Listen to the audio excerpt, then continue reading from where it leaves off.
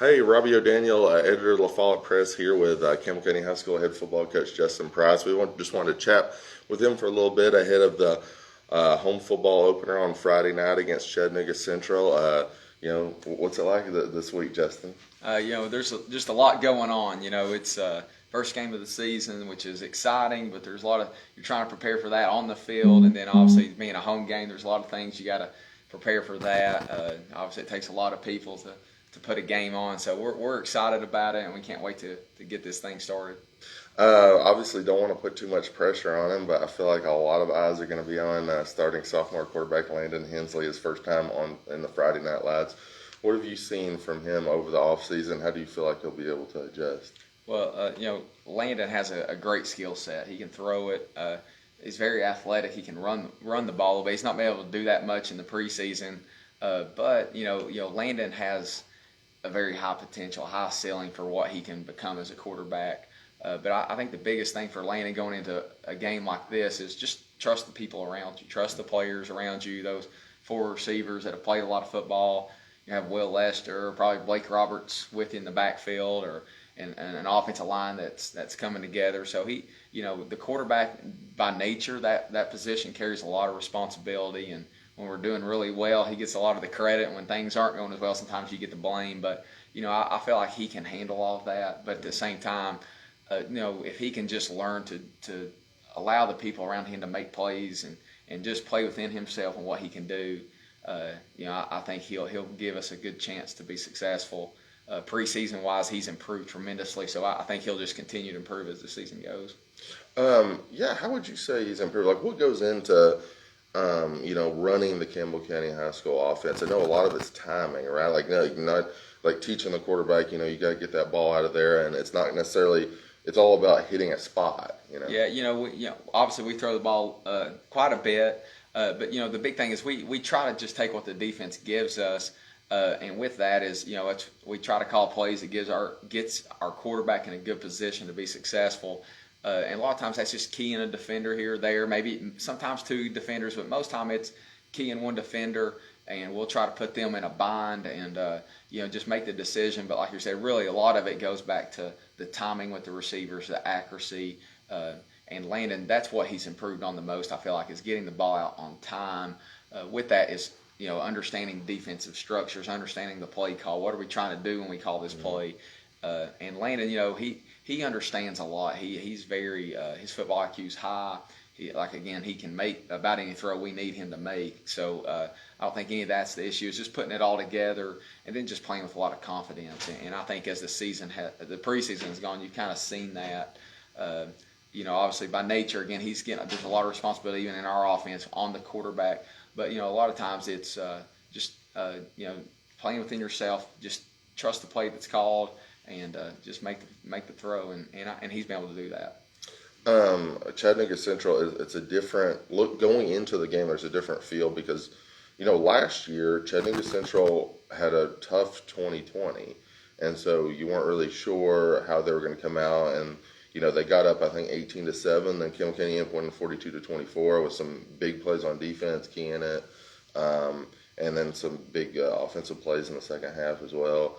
This year, it's like it's not going to be maybe it's not going to be so much of a surprise maybe about Chattanooga Central. I don't know what the thing was going on last year, but I think they went that they had a over 500 season in 2021, and I think they have like a lot of their people coming back as well. Yeah, talking to their coach, he kind of played some younger players a couple years ago, and all those they were a little bit older last year. They're even older now. So there's a core. I think they have several seniors on the team. Maybe I think I read somewhere like over 20, maybe 22.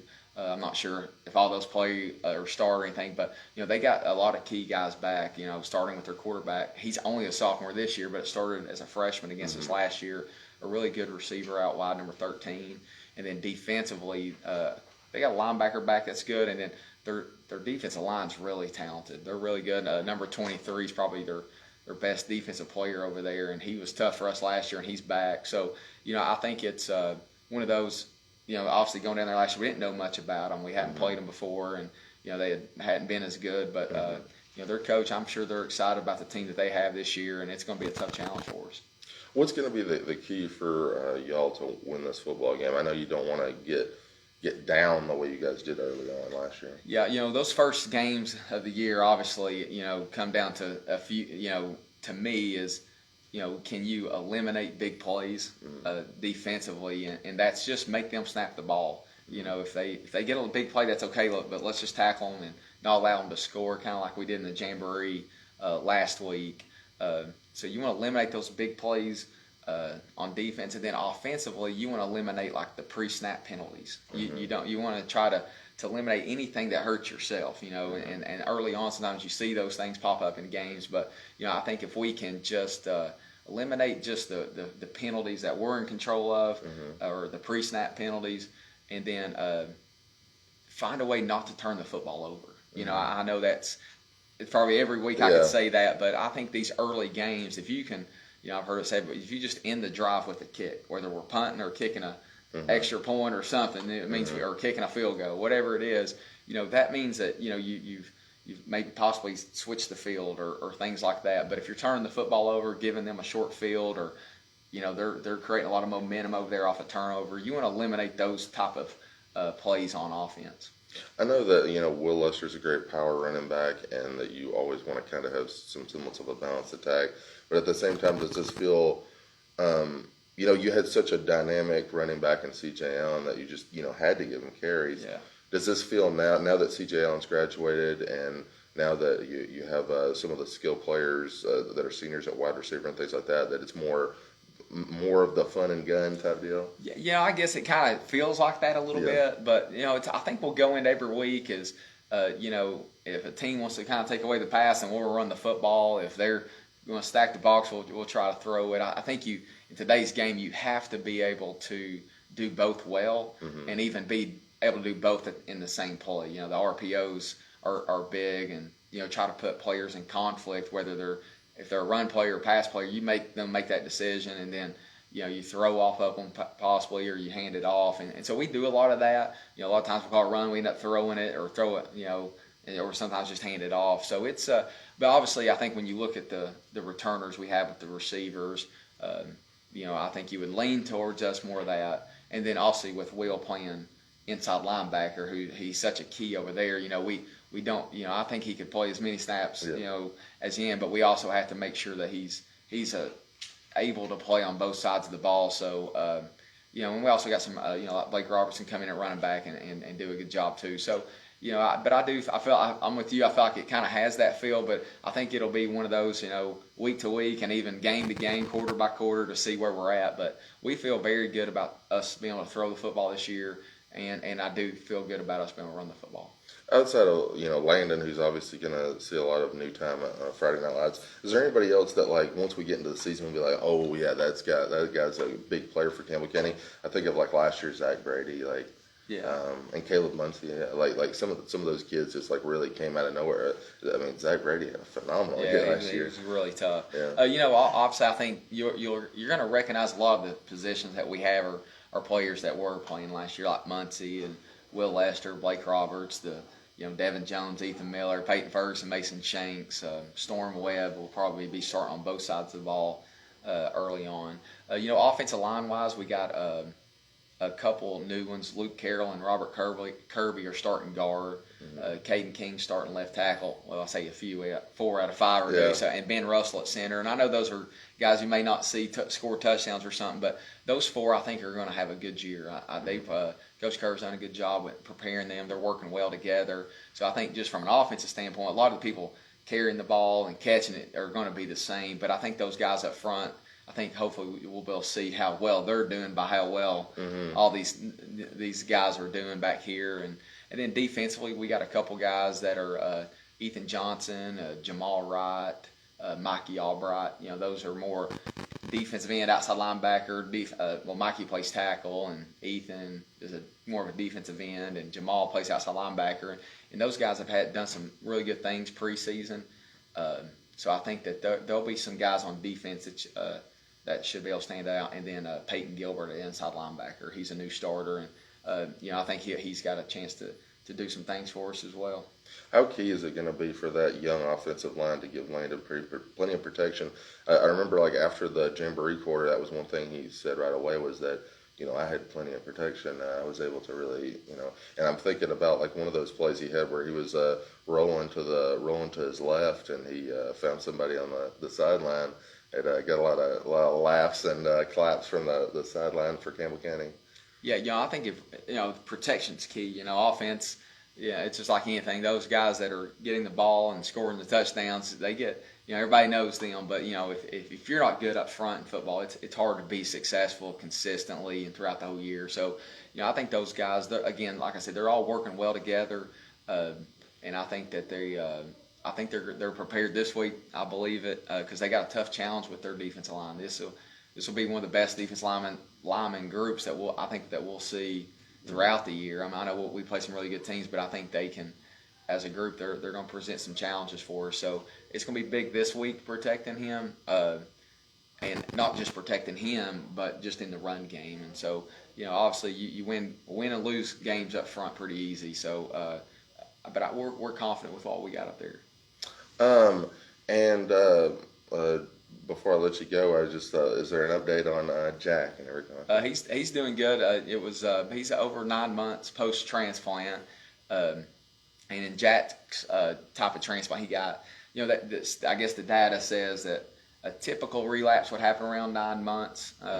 But so far there's nothing to indicate that anything's going wrong. His labs have looked good. He's getting stronger and getting off some medication now. I'm sure you know about that. So it's slowly going down. But the good thing is he'll be at the games this year, and our whole family will. Which it's been a few years since it's been a normal. That our whole family's there with just being able to go watch a game and enjoy it. So we're excited about that too as a family. And 1 year post transplant is kind of the first milestone that Jack is headed towards, and that's November 2nd. So we just praise God for where he is and what he's been through, and obviously for the support that our family has received. It's hard to put into words, and so we're in a much better spot than we were at this point last year, and Jack's doing well. Thank you so much. Campbell County High School head football coach Justin Price. Thank you so much for joining us. And I think we're going to bring a Jellico assistant coach, Derek Turner. You have big shoes to fill. Hey, man, go ahead. You got. Yeah, now I have to really be prepared for this. I got this good. Y'all doing good? Yeah, doing good. Was that live or was that? Yeah, it's live. Yeah, it's live still. How you doing? See ya. So I just wanted to real fast. We have our LaFollette Press football focus guide, and it's in this Thursday's paper. And if you're at the Campbell County High School football game, we'll be handing out some of those as well. But we're excited about it, and we're happy about the finished product. I believe 20 stories in it, and team pictures and everything with all the local kids, and came together pretty well. And on the Jellico side, the Jellico cover is Samuel Prophet as we welcome in Jellico Absolutely. Coach Jerry Turner. How you doing? Fantastic. Glad to be here. Does it feel like week one? It does. It really does. We were kind of laying the field out. I guess as most people saw, we had some field work done recently. Yeah. And so we were kind of measuring some things off, kind of trying to relay it out, mark it off. This was Tuesday evening, and I said, man, I'm getting nervous. I said, this is a huge game for us. I mean, just from a lot of different perspectives. We've never started 1-0. So, coming out of week one, somebody's going to be 0-1. Somebody's going to be 1-0. We've never started 1-0. Our best start, we was 3-1 in our first season. That was our best start ever. But just, winning this week, new field, new jerseys. So there's just a lot of excitement in the community. We're fortunate that the field has progressed as far as it was now because we were late in the year because we had some water issues. We had to get some sprinkler systems changed around because it's only been a little over 6 weeks since the new field was put down. So it's still a little tender. But unfortunately, that's why the middle school had to move their game to tonight because we had some people evaluate it and trying to get some feedback. And they were like 2 games back to back, depending on what the weather does earlier in the week. Because last week we had a lot of rain and stuff. It's like it'd be pretty hard on it. So that's why the decision was made earlier in the week to do that. Unfortunately, but then now going forward, once those roots take a little better and everything like that, it'll be more of a firm playing surface. We're just going to be tearing up what we've been growing for over 6 weeks. So compare. So for people unaware, compare like last year's field to this year's and like the quality of it and everything like that. Oh yeah, I mean just from a playing standpoint, I mean it was very uneven. We would have certain areas that would just like holding water. We never really, since we had been there, and I don't know when the last time it had been done, nobody really came in and tried to like actually grade it and roll it, and so they came in, they took the top off, put new topsoil down, reseeded it. And so now it's graded. There's an actual crown, which is what it should be, so that when the water runs off, it don't puddle up and create mold and algae and stuff that kills your grass. So it's just a major improvement. And tonight and even last year we haven't actually painted anything yet. Tonight after practice when we paint, I expect the experience to be a lot better as well, because just the unevens when you're trying to walk the paint line. The paint sprayer down the white line, it's kind of bumpy, and so I'm even looking forward to painting. So take me through for people unaware, what is your like main duties as far as the coaching staff, and then I believe I heard that like normally Brent Peel is like away, kind of like Justin Price for the Cougars. He's away from the sidelines with a high vantage point. And I think you guys are switching that out this year. Is that right? Yeah, we're still talking about what we want to do. Yeah. Exactly, because so my role, I'm the offensive coordinator and then special teams coordinator as well. But then we also, Preston Bowman, Shane Bowman, some of our assistants. Preston is the right hand man with the offense. He can do everything I can do, and maybe even do it better. I don't know. But no, he's great. And then also Shane helps. He's tremendous help with special teams and things like that. So.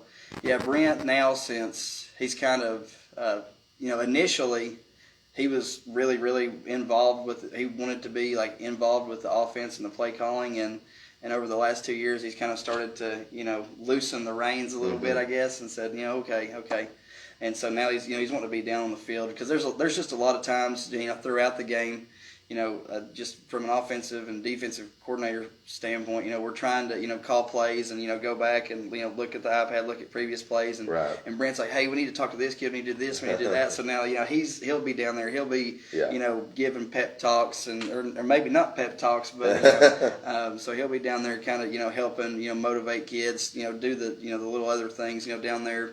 And even just an extra voice, with the refs and calls and things like that. Because, sometimes, when we're on defense or vice versa, I'm trying to go back through the iPad, look at plays, showing kids plays and things that we did wrong. So it'll be a big help. And I was talking about it Tuesday night. I said I'm thinking about it's kind of like I'm thinking about going up. But we have some other people as well. We really haven't decided yet. It'll probably be a game time decision. Right. It's definitely. I just enjoy being down on the field too. Right. Like that's what I was going to say. Is if you decide to go up, that's going to definitely be a different perspective, a different feel to the game, I'd imagine. Yeah, for me, because this year will be my 12th year coaching football. So I started in 2010 coaching Little League. Coached Little League for 2 years, and then when Mike Miller was at Jacksboro Middle School, Mike just reached out to me and was like, hey, come help us at Jacksboro. And then I was at Jacksboro when Mike left, and then Brent took over, and then when Brent took over at Jellico, this is part of the hey, we're going to go do this, which I do. I enjoy the high school age group. I enjoyed middle school. Last night I had some people in town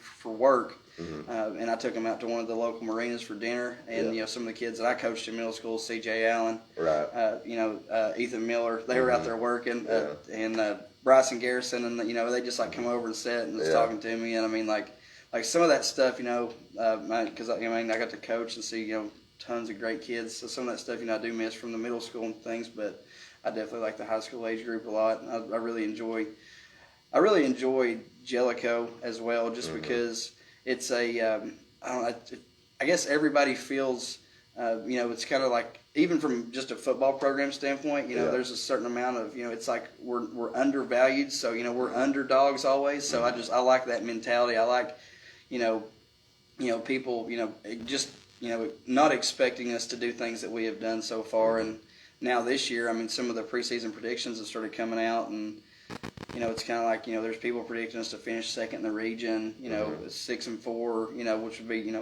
so one, our winningest years ever and things like that. So now we really have to start preaching on expectations, because we didn't have expectations, and now we're going to have expectations, and our kids just need to understand that it's a blessing to have expectations, because it's not something that very many Jellico football teams have been able to say. Right. I mean, there's been some very exclusive groups. I think the 2016 group that Dustin Buckner coached, that was a really good football group. But I mean, they had a brutal schedule.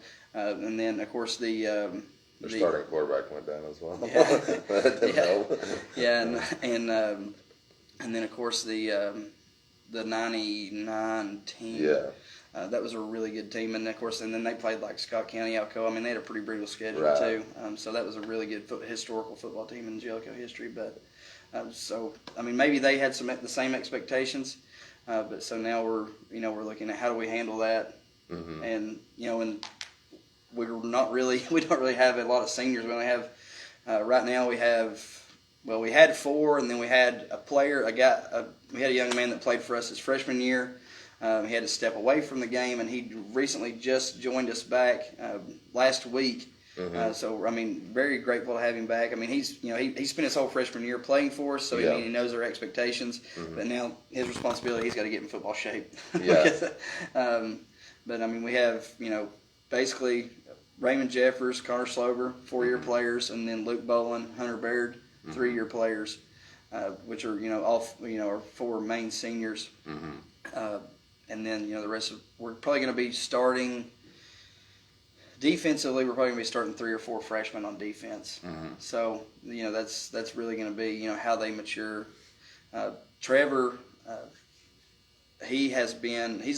Trevor and Kyle will be our 2 starting safeties, and they have been developing at a very fast rate. I feel really confident. I mean, just from a freshman standpoint, the number one thing you're always worried about, especially freshmen playing defense, is are they going to attack and are they going to tackle first? Yeah. I mean, first and foremost, and they're not afraid. I mean, when we scrimmaged Claiborne County, I mean that was the first. I mean because Claiborne County is a really good looking football team. They're really well. School. Yeah, I mean they're really well put together, and they'd get after you. And they showed that first scrimmage that they wasn't afraid. And Bryson Ballard, he's got potential to be really, really special. I mean, offensively and defensively. I don't want to hype him up too much, but I mean honestly, because I coached Mason Shanks in middle school. Yeah. And the first day that Bryson came to practice, I was just watching Bryson run routes and do some things, and I was like, man, he reminds. I mean, he's it's kind of the same body type too.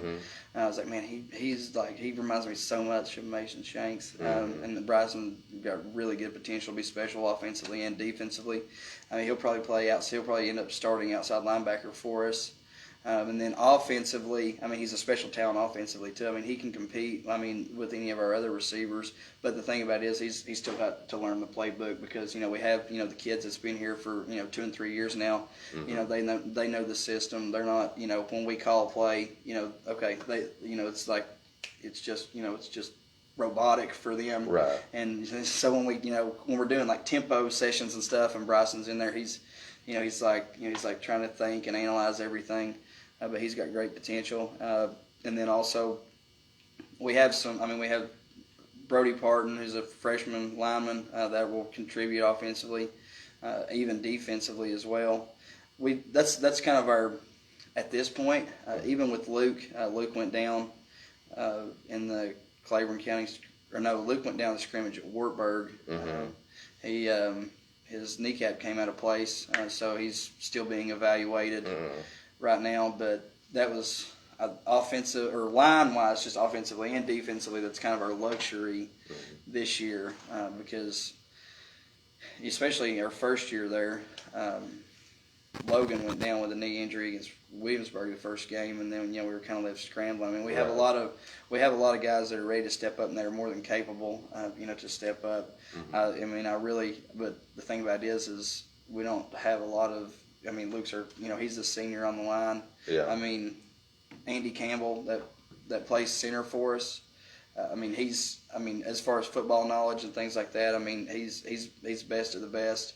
But I mean, just having that senior presence on the offensive line, when he needs to motivate them or talk, I mean, that's it just makes such a big difference. And I hope we can really get Luke back, because I mean, he'll be a game changer for us too. He's one of our more of attacking style offensive linemen. Like when he's if he finishes a block, or if he's doubling down and then going to the next level. He's going there, with bad intentions, I would say. So I mean, that's the the energy we need everybody else to feed off of for our offensive line, because this is the strongest offensive line that we've ever had. Right. So I mean, if we can get in the right mindset and be able to just to get after people, because we saw it. I mean, Claiborne County, so we have started to see how other teams kind of attack, especially running the football for us. Just being able to get Hunter comfortable. We're trying to do some different things with our offense, with our blocking schemes and things like that. To try to give Samuel, and I mean we have a handful of guys that can step in for Samuel, because he's going to need a break. It's funny because Justin was just talking about Will Lester. Yeah. And so I mean, for he kind of for defense wise, so it's kind of the same thing for Samuel. If we need to preserve him for offense or defense, we need him on defense, just like I said, because we have all those young guys over there, and some new football experience. So Jason Hoover, Jaden Reno will probably be the first two backs to replace Samuel. And there we don't have one guy that's our backup. It really just depends on how practice goes, how the flow of the game's going, who might need a break, who might not. And as the season progresses, then there might be a couple other players that step in there too. But right now it would be Jason Hoover, who's a freshman, but he is probably the fastest player on the. I think he is the fastest player on the team. Based off of his 40 time. I know when Hunter ran his 40, he was still coming back. So Hunter is probably the second fastest player on the team, Hunter Baird. But I know Jason was the fastest at the time, but Hunter was still kind of nursing his shoulder, so he wasn't really running proper when we actually did time 40s. But he's a freshman for us. And then Jaden as a sophomore, which Jaden started for us last year at corner, did a great job. I wish our whole team had the confidence that Jaden Reno brought, because it don't matter who he's going up against. I mean, he could be lining up against UT tomorrow night, and Jaden would still think he's the best player on the field. And, I love Jaden's confidence. And, I think it's something that, he kind of distributes to the team, kind of being able – he has the swagger, and that's something that we, that we need more of for sure. I mean, we say it every week, more energy, more confidence, more swagger, and that's the best thing about Jaden is whoever he's lining up against. I mean, he thinks he's the best player on the field, and that's what we need. Especially now, like I said, going back to the expectations talk. I mean, we need to feel like we are the best players on the field. Whoever we're lining up against, we need to feel like we've prepared for this. We've put in the work for this, and so I mean, we're really. We really feel like we got a great team this year. I mean, like I said, expectations are through the roof.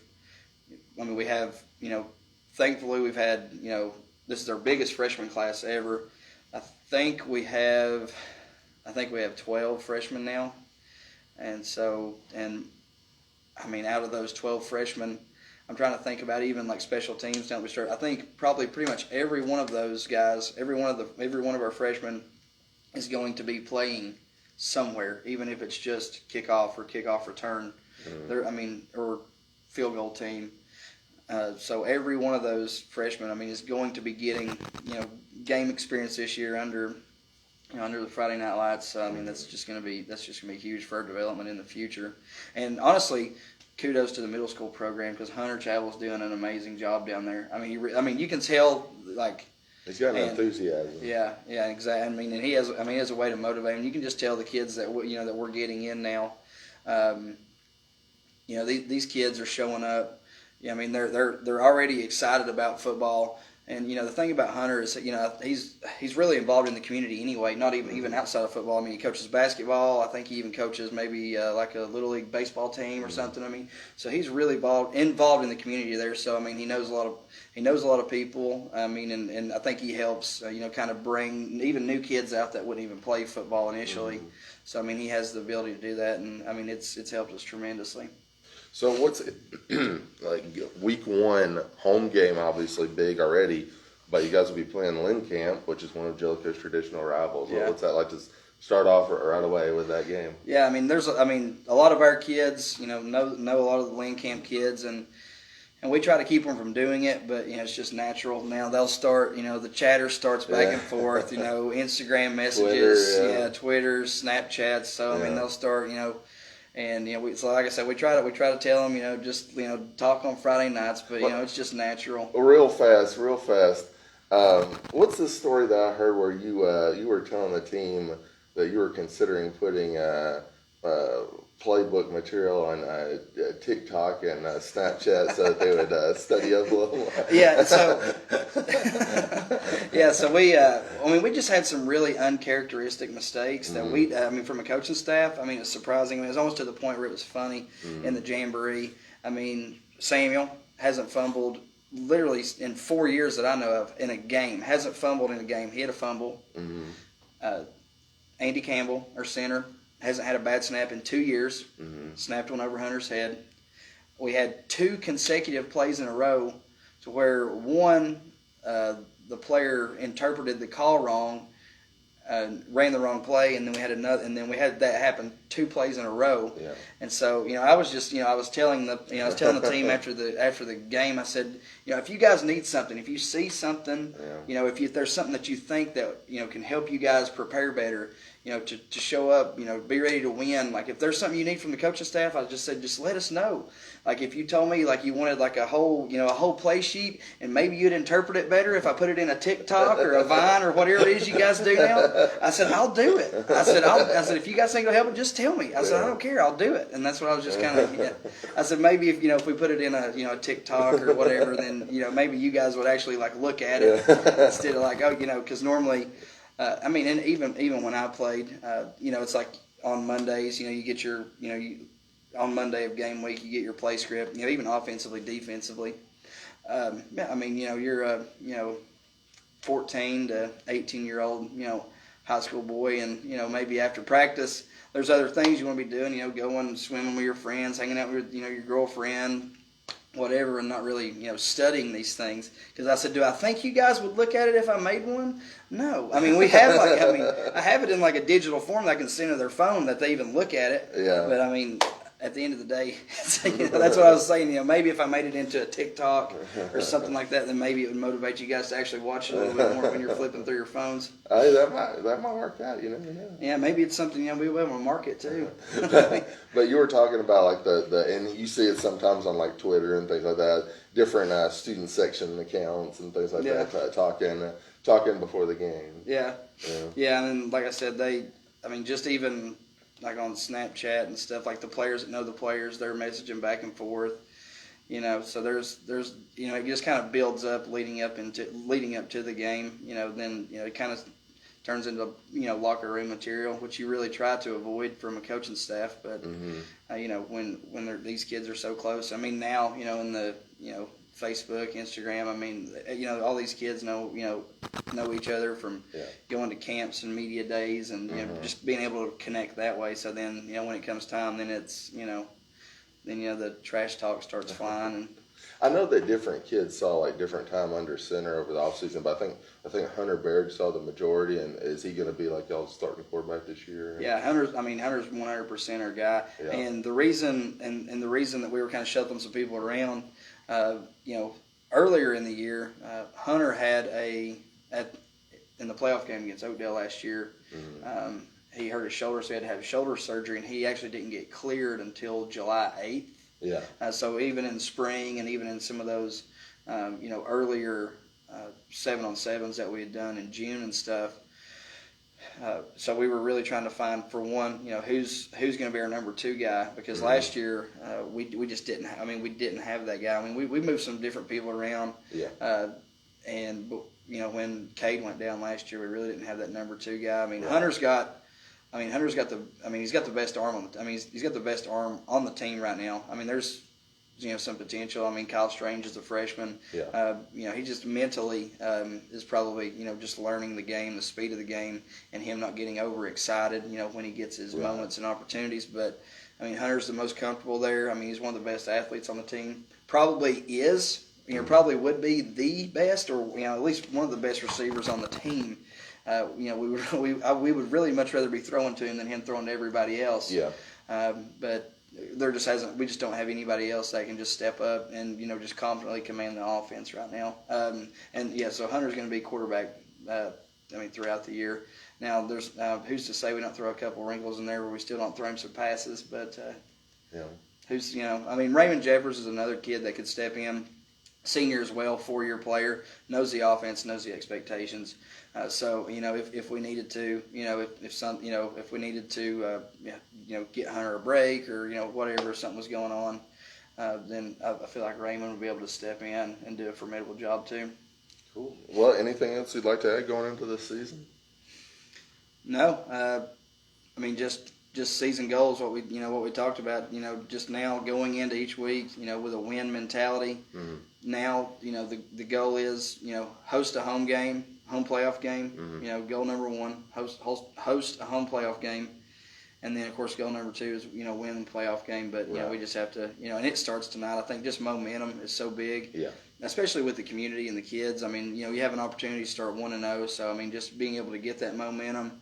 Because after next week we travel to Oakdale, and then we have 3 straight region games. Yeah. And so then our playoff picture is painted pretty quickly this season. So we need to take, you know, tonight. I mean, you know, Lynn Camp, and then going into Oakdale next week to really grow, develop, and then, like I said, if we can build momentum going into that 3-game region stretch, I mean, then we can come out on the other side, you know, one of the best teams in Jellico history. Yeah, I think JT's already mentioned tongue in cheek a little bit.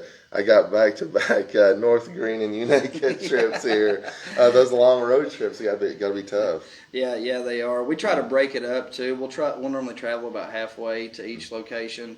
Then we'll find somewhere to stop and eat. I mean, there's a local restaurant called Taste of Dandridge in Dandridge.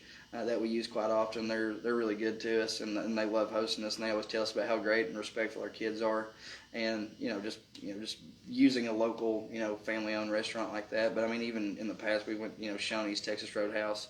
So we try to stop about halfway, break it up, eat our pregame meal, and then, you know, load back up on the bus and get to those locations.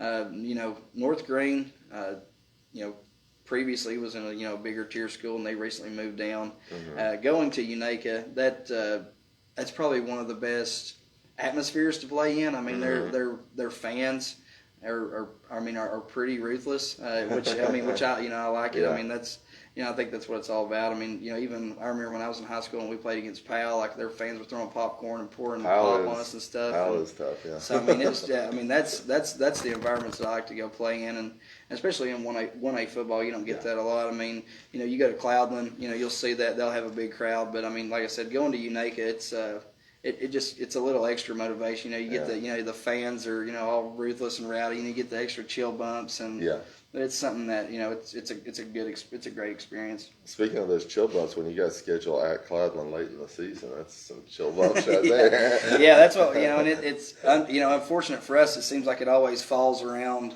fall break time as well. So we're hoping now with the new rule that just passed the other day that we can somehow finagle Cloudland off from around fall break week. Yeah. What is that? Is that the TSSAA is going to schedule the region games? Is that right? As far as I understood, TSSAA is going to be in charge of scheduling the region games. I don't know. I didn't get the why, but apparently they want all region games to be played on Fridays, and then to make sure, you know, so. See, I thought that was interesting because you got the Thursday night TV games, right. And so does that mean that they can never have a region game on Thursday night? That's what I was wondering too. I mean, that was kind of the rivalry Thursday games, right. Which are most of the time region games. Yeah. You know, so that was kind of the way I understood it as well.